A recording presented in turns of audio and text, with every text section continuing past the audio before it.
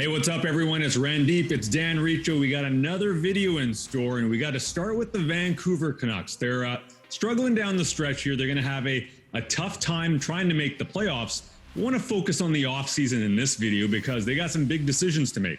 We know Elias Pettersson, Quinn Hughes, those guys have some contracts coming. But let's focus on the coach because as of right now, Dan, Travis Green, still without a contract. What's in store for the coach? Well, I guess we have to establish, Randip, whether or not we think Travis Green is the right man for the job. And, there's a couple of things I look at when we have that conversation. He's gotten this team to overachieve in each of his first 3 seasons as coach. Now, this season is the exception to that rule. It took a dip after stumbling out of the gate. I think he's groomed a lot of the young players to grow in their careers. You look at Elias Pettersson, how much his 200-foot game has rounded out. Even Brock Besser. Quinn Hughes has gotten better as this season has gone along. And even Bo Horvat, who's really developed into a strong captain. Now, that's not just on the coach, but you've really seen him and Travis really grow this young core along. And I think that's a big part of the conversation is the continuity of it all moving forward with this young group.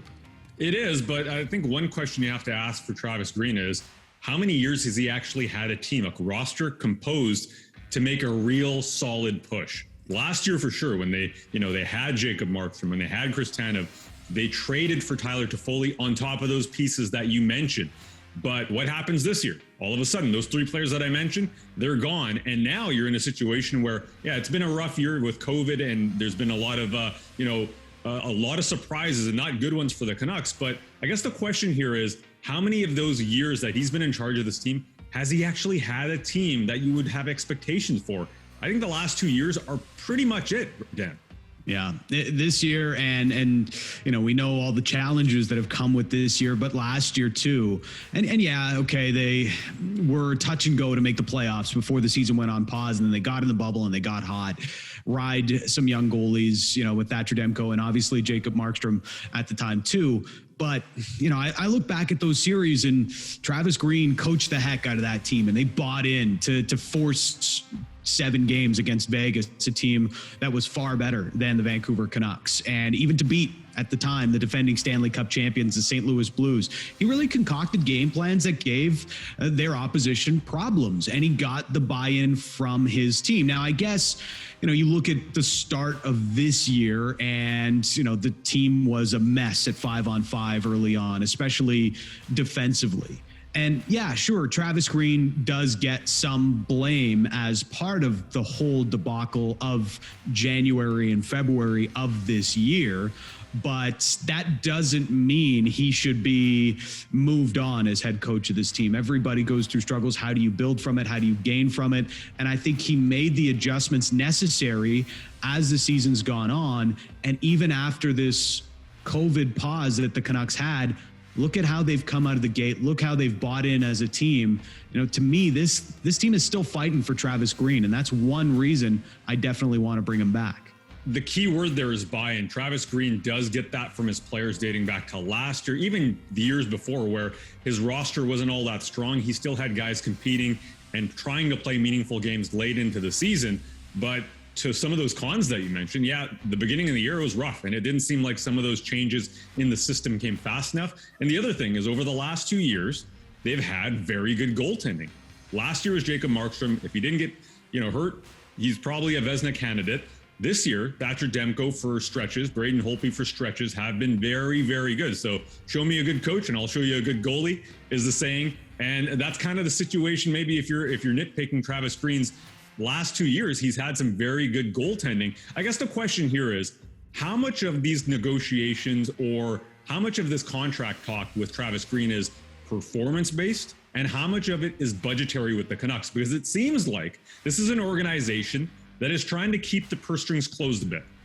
Yeah, they are budget conscious. Certainly over the last 12 months, a lot of teams are budget conscious over the last little while, Randip. And You look at the offseason last year and some of the departures, Tyler Toffoli and Chris Tanev and Jacob Markstrom. A lot of what happened was because of budgetary constraints. Certainly salary cap constraints played a factor as well, but the Canucks had the opportunity to try and move some money around and be able to keep at least, Toffoli or Tanev or, even a couple of them at the time. And they chose not to, right? And that's kind of carried on as the season comes in, and you've seen some of the moves that they've made and how quiet they've been, dollar in, dollar out type of mentality a lot of the time.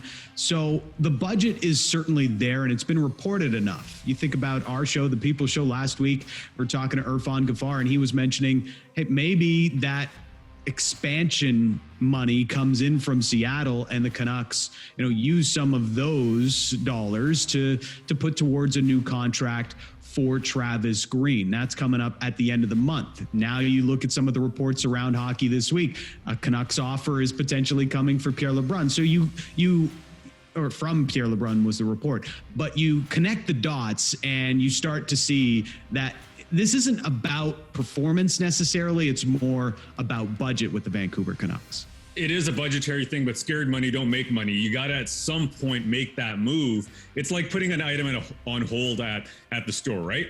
It can only be on hold for so long. Yeah, at some point somebody else is going to come up and scoop it, and that's maybe what could happen with the Canucks here, because wait. Did you just say that the Canucks are putting Travis Green on layaway?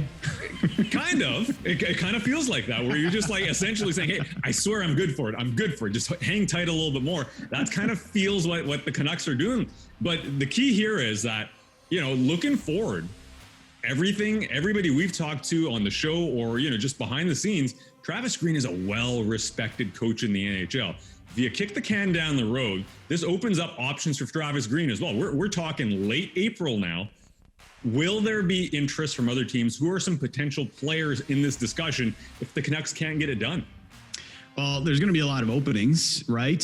You think about look at teams around the league, even guys that are also on expiring deals. John Tortorella in Columbus. You have Rick Tocchet in Arizona. Rod Brind'Amour probably staying with Carolina.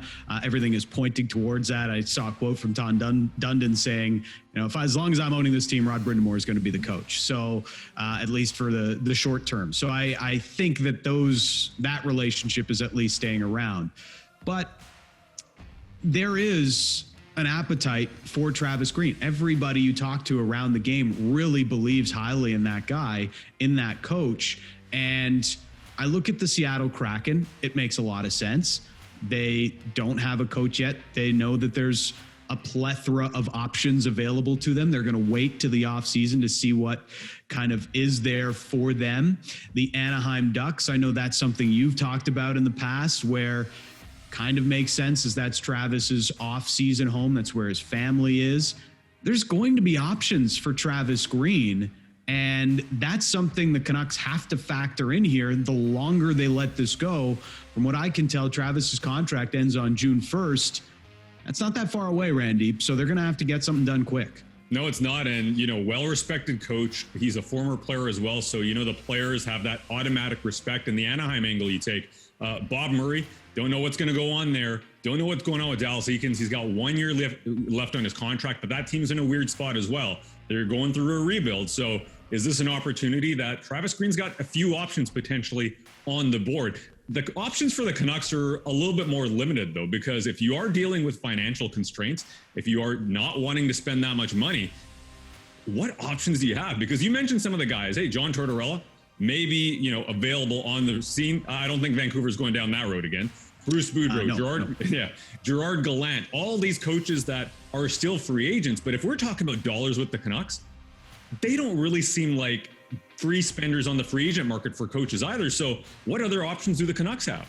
Well, take the money out of it, Randip. Okay, Bruce Boudreau, good coach.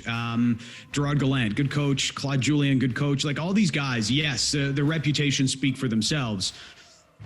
I'd still take Travis Green. I'd take the continuity of it all. He's grown with this young core. I go with that, connection than I would bringing a new voice in, knowing that some disruption in the locker room last year led to the early start and what was essentially what put the dagger in the Canucks season early on, their slow start to the year. I want some more continuity going into next year. So if you're going to spend the money, I'd rather spend it on Travis Green than some of those others. Otherwise, what are we looking at? Somebody coming up out of the AHL, the name that is going to be popular around Vancouver should this whole situation happen is Alex Burrows. And are you willing to go into a situation where the Canucks are entering a contending window into the primes of Pettersson's and Hughes' career with a rookie coach? All due respect to Alex Burrows, his reputation is glowing right now as what he's done in Montreal with the Laval Rocket and now as an assistant for Dominique Ducharme. And he's really highly touted as a coach, but we know inexperience and coming into a hotbed market like Vancouver, that would be tough on anybody, let alone a rookie head coach. And not only that, coming into a situation where there's uncertainty up top as well. The GM job, there's no clarity on that at this point, whether Jim Benning is staying, how long he's staying, whether there'll be movement above the coaching position as well. So that's kind of a really interesting talking point as we head into the offseason for the Vancouver Canucks. They've got some work to do on the ice. Let us know, do you think the Canucks have to bring back Travis Green? Comment below, like, subscribe, hit us up on social media at Randip Janda, at Dan Aricha _, and listen to the People's Show, Sportsnet 650. We'll catch you next time.